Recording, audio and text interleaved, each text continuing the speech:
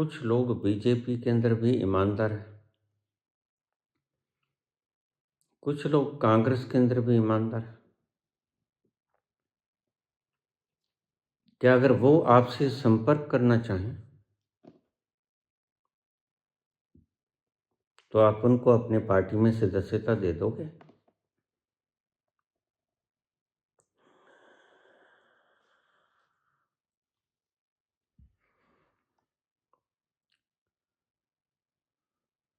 इस प्रश्न का उत्तर बेटी भविष्य के गर्भ में छुपा है।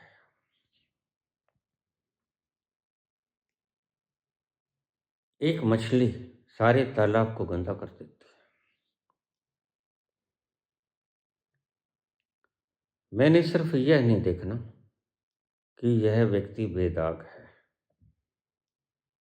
मैंने यह देखना है कि यह किस तालाब में से आया है।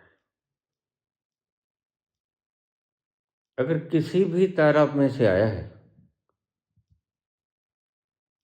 तो संस्कार तो साथ लेके ही आया होगा। संस्कार गाहे बगाहे चमड़ी के साथ भी चिमड़ जाते हैं। संस्कारों का प्रभाव तुम्हारी चमड़ी तक पर होता है, दिमाग के ऊपर तो होता ही है। और कौन जाने निगाह में न आए हों, भ्रष्टाचार किया निगाह में न आए हों, इसलिए मैं दोनों पार्टियों को छोड़ता हूं।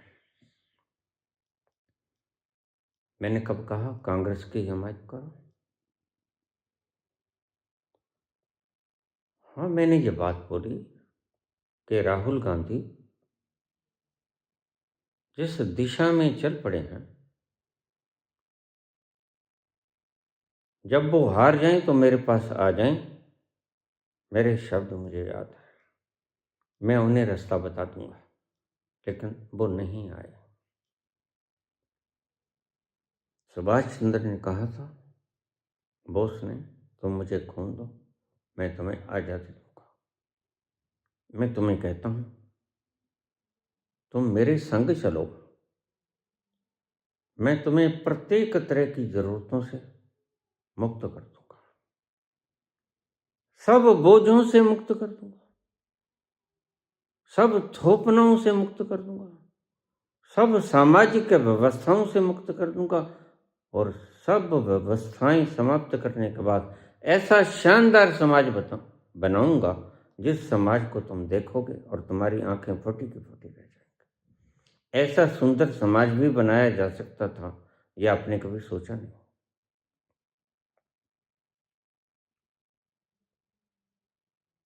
मुझे आज खून नहीं चाहिए, और खून मैंने कभी मांगा नहीं, आज भी मैं खून नहीं मांगता।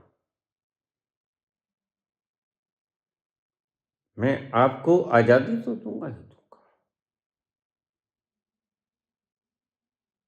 आजादी तो दूंगा ही दूंगा, आपकी जरूरतें भी पूरी करूंगा, वासनाओं को आप निपट लो, ये आपका काम है, वासनाएं आपने पैदा की।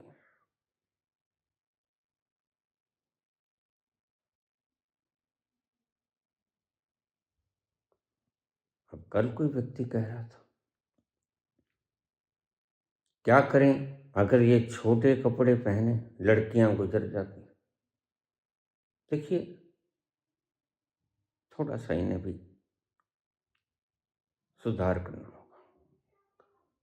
काम वासना अभी ये बुद्ध नहीं हो गए हैं, ध्यान से सुनना मेरी बात को। अभी सारी जनता बुद्ध नहीं हो गई है जिसकी काम वासना कंट्रोल में आ जाए।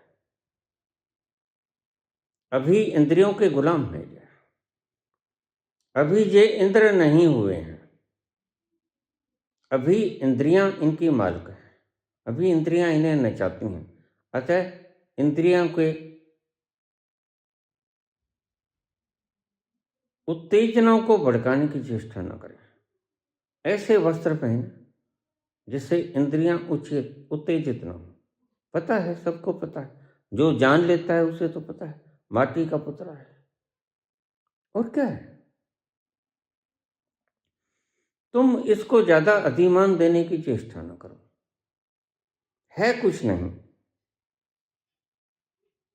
निचोड़ हमने निकाल लिया और निचोड़ निकाल कर आज बैठे हैं।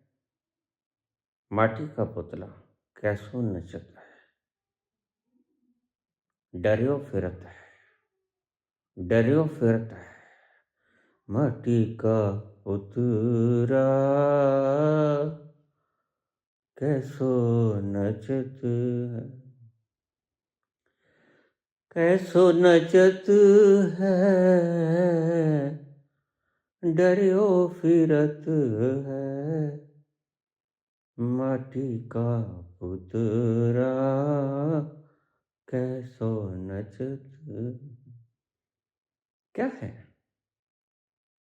क्यों इन बूब्स को नंगा करके चलती है? क्या दिखा रही हो? क्यों वासनाओं को भड़काने की चेष्टा करती है?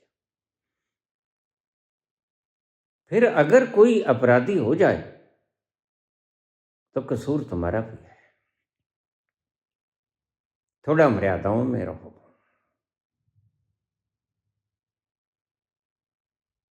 छेड़छाड़ करनी है तो आपको इजाजत है, लिव इन में रहो किसी के साथ, लेकिन दुनिया को भ्रमित मत करो। हम आपको आजादी देते हैं।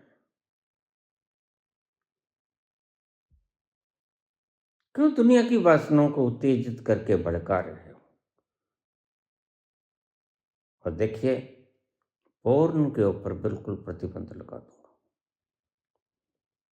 परसों ही एक प्रश्न आया था, बाबा यह हमारी संस्कृति को समाप्त कर रहा है। हमारी संस्कृति को समाप्त नहीं कर रहा है, हमारे वजूद को खत्म कर रहा है। संस्कृति समाप्त हो जाए तो कुछ नहीं बिगड़ता, वजूद खत्म हो जाए तो सब बिगड़ जाता है।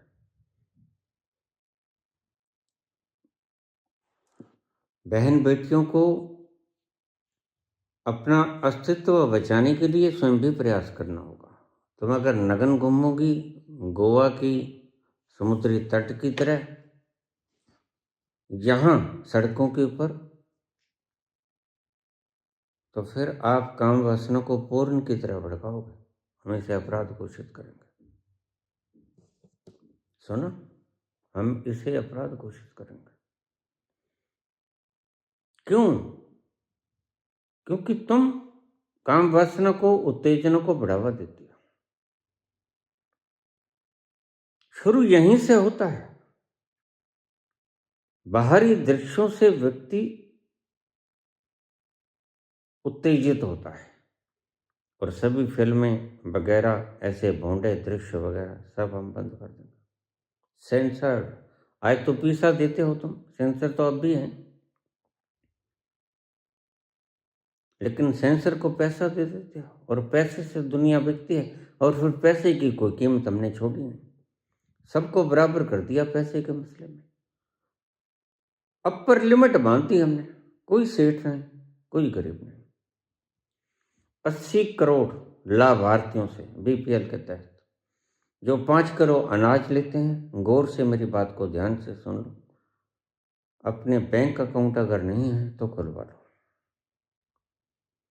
आपके बैंक अकाउंट में 25 करोड़ रुपए आएंगे विधिवत, जो मैंने आपको बताया।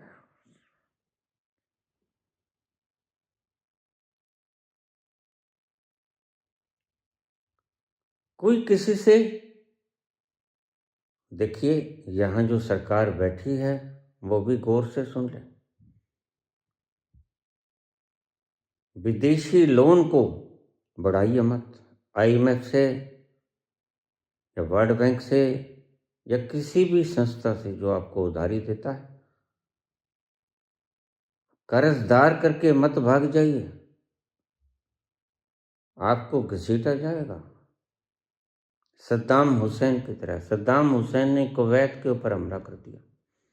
भंडार हैं, भंडार हैं, वहां तेल के भंडार हैं, बहुत कुएं। सद्दाम हुसैन जब अमेरिका की फौजों से हारने लगा,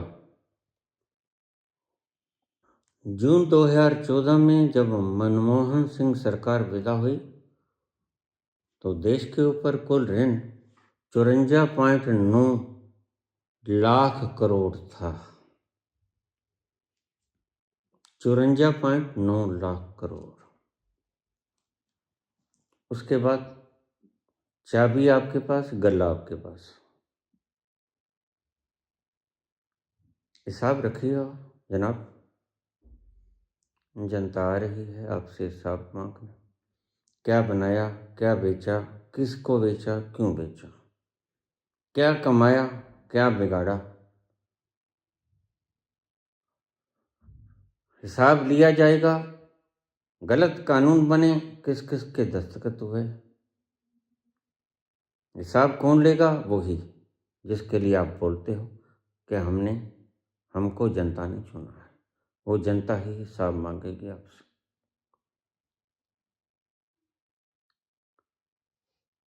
हम जरा भी तानाशाह नहीं, हम जरा भी गुंडागर्दी नहीं करेंगे। बड़े शांत भाव से, बड़े कूल माइंडेडनेस, बहुत शांतिपूर्वक, धैर्यपूर्ण आपसे हिसाब मांगेंगे। इतना कर्ज विदेश आपने, उसके बाद 54.9 लाख करोड़ के बाद आपने इतना कर्ज कहाँ खर्च किया? ये जो सड़कें दिख रही हैं, बहुत सी सड़कें ऐसी हैं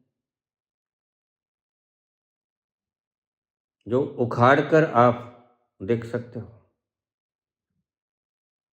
ये किसकी शरारत है बेईमानी? ये गरीबों को कमाया गया पैसा तुमने बाप दादों की जमीन तो बेची ही नहीं, थी ही नहीं। कुछ लोग तो टेम्पू चला रहे थे।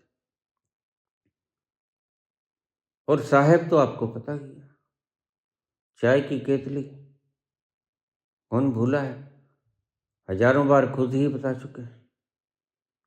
तो फिर हमने तो खर्च किए नहीं।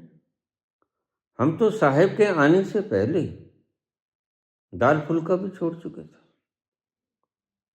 वो जनाब ने कहाँ खर्च किया, किसको दिया पैसा, क्यों दिया, इलेक्ट्रोल बॉन्ड क्यों लिए गए, उसके एवज में क्या सहूलियतें दी गईं और उन सहूलियतों का उपयोग कैसे किया गया। सभी बातों को नोट कर लें।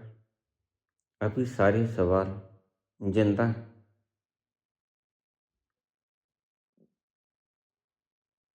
क्यों कहते हैं साहब के 70,000 करोड़ एनसीपी के अजीत पवार ने गबन किया, या जिसने भी किया शरद पवार ने किया। और 3 दिनों बाद वो गंगा स्नान करके बीजेपी में शामिल हो जाते हैं।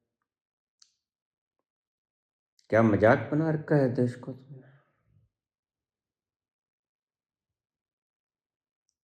आजादी दिलाने के वक्त भी आप चरणों में बैठ गए और आजादी मिलने के बाद आप गद्दी पे बैठ गए। अजीब फार्मूला है। आजादी दिलाने के दौरान लाठियां सही, गोलियां सही, फांसियां सही, उनको, उनके चरित्र को ऊल जलूल ढंग से प्रकट किया जाता है, सिर्फ अपने आप को बड़ा दिखाने के लिए। अगर भाई तुम बड़े हो तो लोग तुम्हारी महिमा गान करेंगे। कृष्ण बड़े थे तो आज तक लोग महिमा गान कर रहे हैं। राम बड़े थे तो आज तक उन्हें मर्यादा पुरुषोत्तम का नाम दिया जाता है। कुछ गलतियां तो होती हैं इंसान से, वो तो कृष्ण से भी हुई, वो तो राम से भी हुई।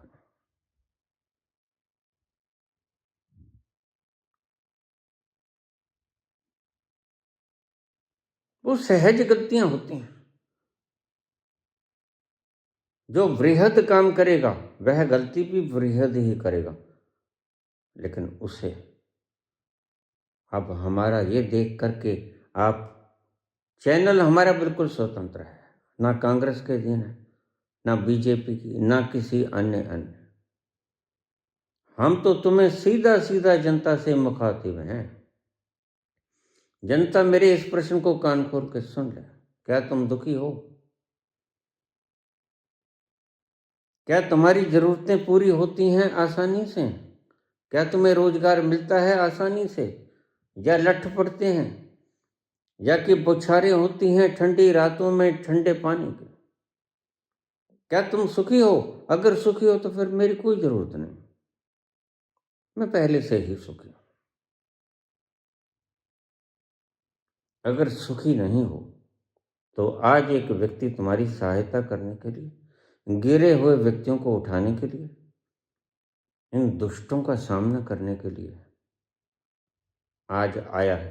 वह सीने पर गोलियां खाने को तैयार है।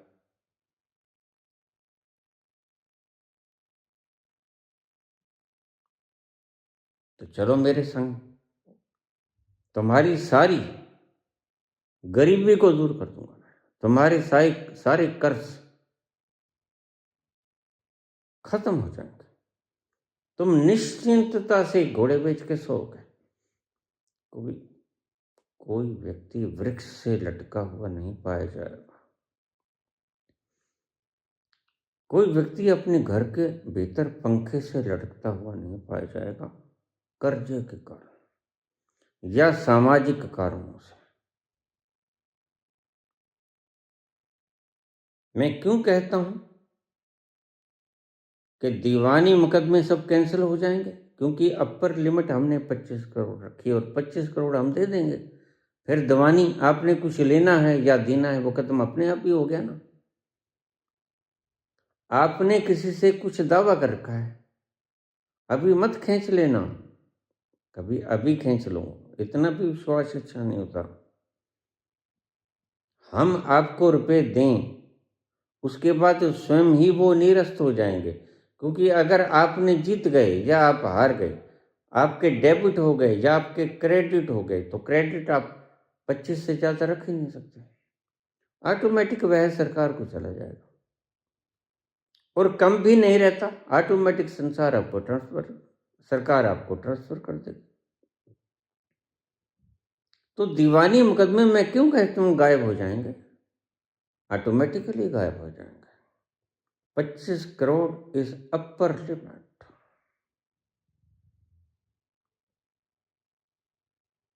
तो फिर तुम क्या कहते हो? क्या जिसके पास 25 करोड़ से ज़्यादा है बाबा, क्या आप उनको छीन लोगे? नहीं, बिल्कुल नहीं छीनेंगे। वह अपना कारोबार बिल्कुल बाकायदा शुरू रखे, भागे नहीं। लेकिन उसके सिवा भी कुछ पाप किए ही होंगे। हम कुछ नहीं किसी का छीनेंगे।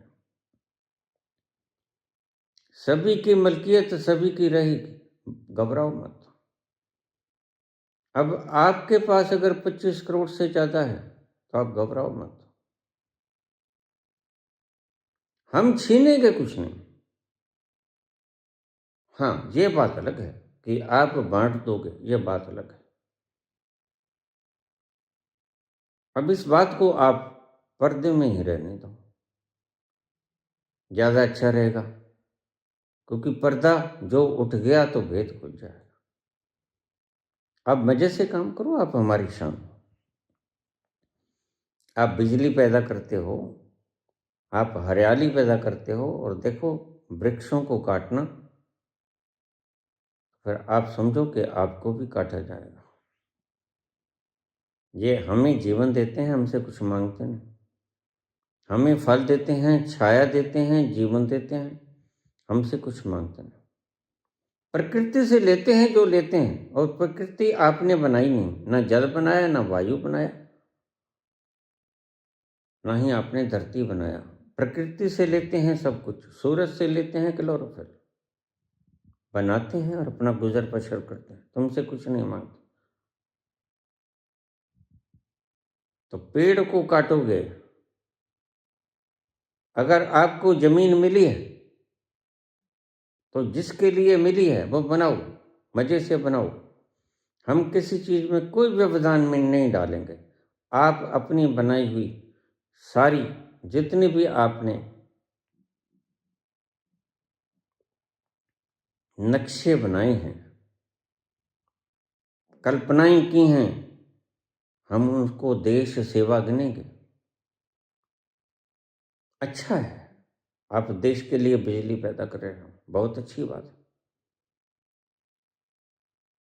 अच्छा है, आप प्रोजेक्ट लगा रहे हो, आप तेल को साफ कर रहे हो, बहुत अच्छी बात है। हम आपसे क्यों छीनेंगे?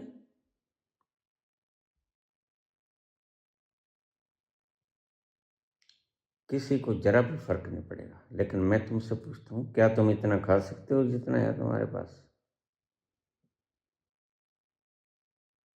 क्या तुम इतना खा सकते हो जितना है तुम्हारे पास, जितना जोड़ लिया है तुमने? खैर, ये बात की बातें हैं, हम जरा भी व्यवधान नहीं पैदा करेंगे। देश ऐसा ही चलता रहे, ऐसा ही चलता रहेगा। लेकिन कोई गलती ना करे। सद्दाम हुसैन की बात कह रहा था, जब पता चला कि अमेरिका मुझे गिरफ्तार करने लगा, वह छिप गया, लेकिन जाता जाता वह कुओं को आग लगा गया। कल की बात है, ज़्यादा देर नहीं हुई। सद्दाम हुसैन तेल के कुओं में आग लगा गया। वो कई वर्षों तक धू धू करके जलते रहे। कितना नुकसान कर दिया इस व्यक्ति ने। बनाया परमात्मा ने, इसके बाप ने नहीं बनाया। और इसने तो बस एक तीर ही मारी बीच में। धू धू करके सैकड़ों कुएं बरसों तक जलते रहे, बामुश्किल बुझाए। उस पर केस चला, हत्याएं भी की थी। बल के गर्भ में जो आ जाता है कि ये बल मेरा है, वह हमेशा प्रताड़ित ही हुआ करता है। तो सद्दाम ने ऐसा ही सोचा था, तो कुओं को आग लगा के चला गया। ऐसा मत करना भाई, तुम्हारे भले के लिए कहता हूं, क्योंकि तुमने बनाया नहीं कुछ, तो बिगाड़ भी मत जाना। देश को कर्जदार मत कर जाना कि देश उस कर्जे को सुलझता सुलझता ही पागल हो जाए। ऐसा काम मत करना। उपाय हमारे पास सभी हैं, लेकिन हम उन उपायों को तब प्रयोग करेंगे जब सिर के ऊपर से पानी गुजर जाएगा। आप देश को चलाइए, अभी 3.5 वर्ष पड़े हैं, हम आपको चलाने देंगे। खुदा न ख्वास्ता अगर खुद से सरकार टूटती है अपने भार से, तो टूट जाए, फिर हम तो तैयार बैठे हैं। अपनी काबिलियत को, अगर तुम परिश्रमी हो, अगर तुम ईमानदार हो, अगर तुम काबिल हो, तो अपने आंकड़े हमें भेजना शुरू करो। वक्त कभी भी ज़्यादा नहीं हुआ करता। अभी भेजो अपने आंकड़े, आप योग्य हो। अगर कभी देश का प्रशासनिक अनुभव आप में है,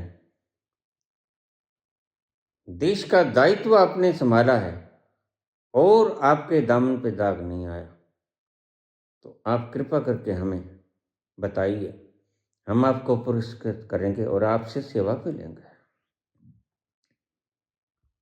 दामन दाग वाला नहीं होना चाहिए, ये हमारी शर्त है। जूं की त्यों धर दीनी चतरिया, बड़े जतन से उठी थी। चदरिया बिल्कुल साफ हुआ आपके, जैसे कबीर की चदरिया आखिरी वक्त तक बेदाग रही। ऐसा कोई व्यक्ति हो तो हमें संपर्क करें। देश की सेवा करना भी एक जुनून होता है। यह जुनून देशभक्तों के भीतर होता है।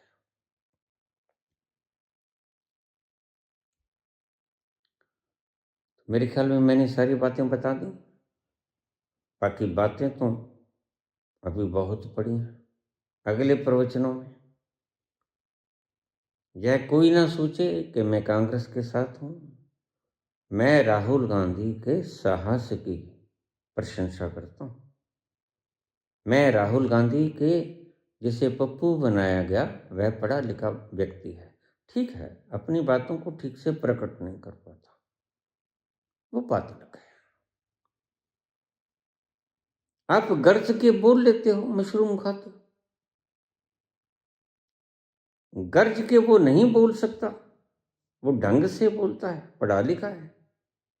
ये भी तो फर्क होता है। और आप इसके पुराने बुजुर्गों की बातों को उठा लेते हो। तो इस दिशा में मैं बोला था कि he is honest person himself. Aurangzeb के बच्चों को दंड नहीं मिलना चाहिए कि वो औरंगजेब के बच्चे हैं। ध्यान से सुनो।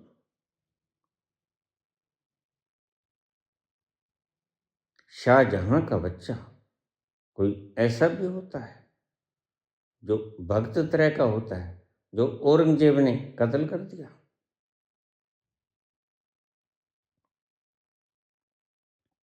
दारा शिको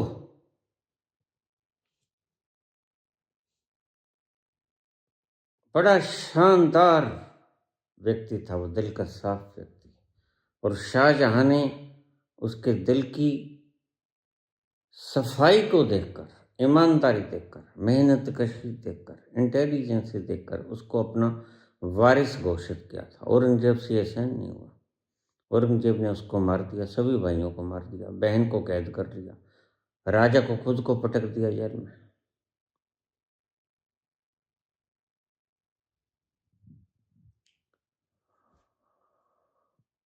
शाहजहां के सभी बच्चे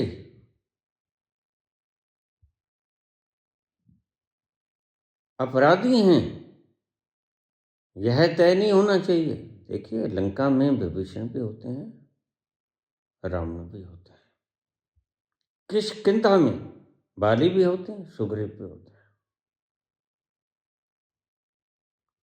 और खुद अयोध्या में माँ कैकेयी भी होती है, कौशल्या भी होती है।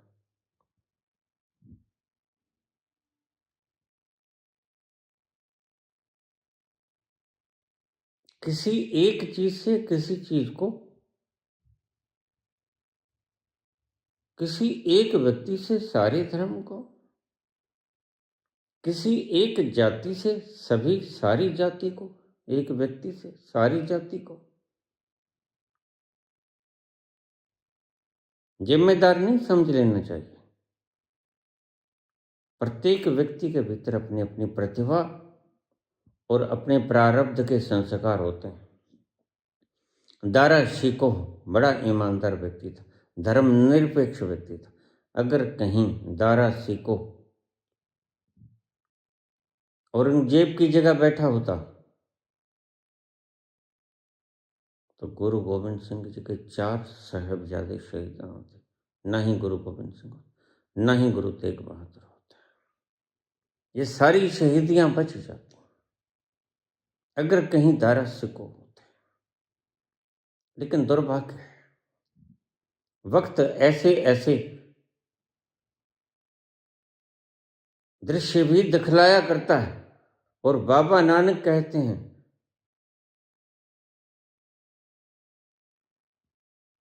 जो प्रभु दिखलाता है उसको पूर्ण हृदय से स्वीकार कर लो। जो मिल गया उसी को मुकद्दर समझ लिया, जो मिल गया उसी को मुकद्दर समझ लिया, जो खो गया मैं उसको बुलाता चला गया। अंत में तुम पाओगे तुम्हारा यहाँ कुछ नहीं है। और अंत में तुम ये पाओगे, जब तुम अध्यात्म के इस रास्ते पे चले, तुम्हें पता चलेगा कि मेरा तो यहाँ कुछ है ही नहीं, यहाँ मैं भी नहीं हूँ। अलग रूप से मैं नहीं हूँ, मैं हूँ तो समष्टि के रूप में हूँ, व्यष्टि के रूप में नहीं। समष्टि की तरह मैं हूँ, समुद्र की तरह मैं हूँ, कतरे की तरह मैं नहीं। ये बात कुछ थोड़ी गहरी है, समझ शायद ना आए। धीरे धीरे इसको बार बार सुनना, समझ आ जाए। मैं समष्टि हूँ, मैं व्यष्टि नहीं।